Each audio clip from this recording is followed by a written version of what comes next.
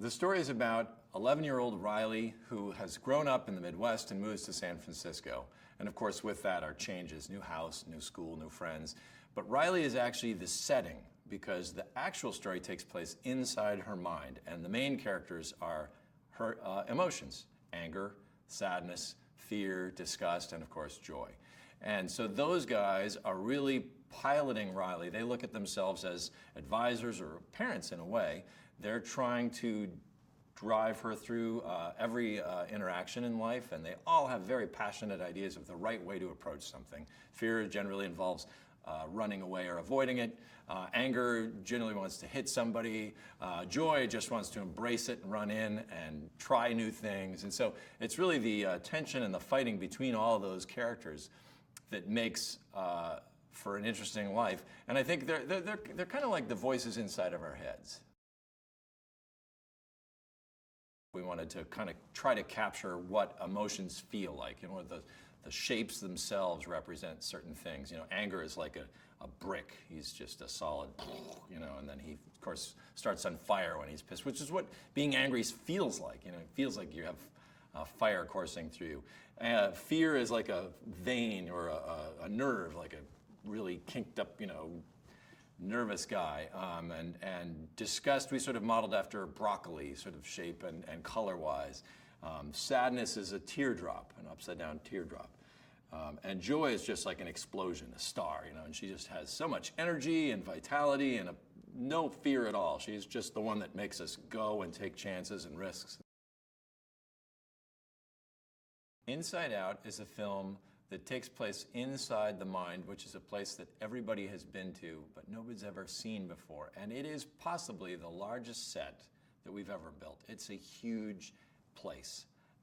And so there's an incredible scale and scope. The adventure is huge, and yet also very intimate, because the film is about these characters who are emotions.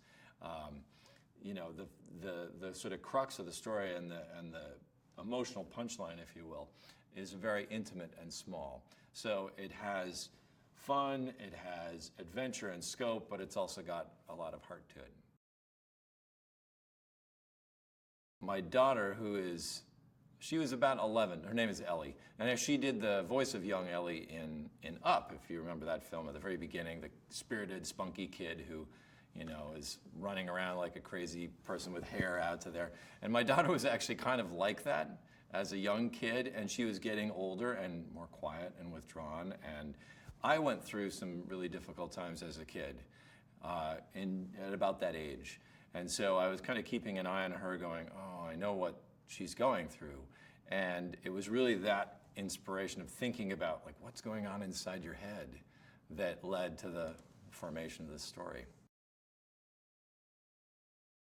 Riley moves from Minnesota to the big city of San Francisco, which is, of course, a huge change for her. I think Joy probably could have handled that okay, even the sort of tension of anger and fear and everybody.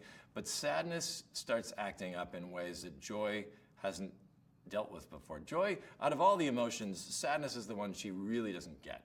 She understands that anger, of course, looks out for Riley and makes sure she gets her what she needs, you know. Fear protects her from getting hurt. Disgust keeps her from being poisoned physically or socially. But sadness, Joy just doesn't really understand why would you want your kid to be sad? And so now when sadness starts acting up and pushing things further and further and changing some memories from happy to sad, Joy is really mystified.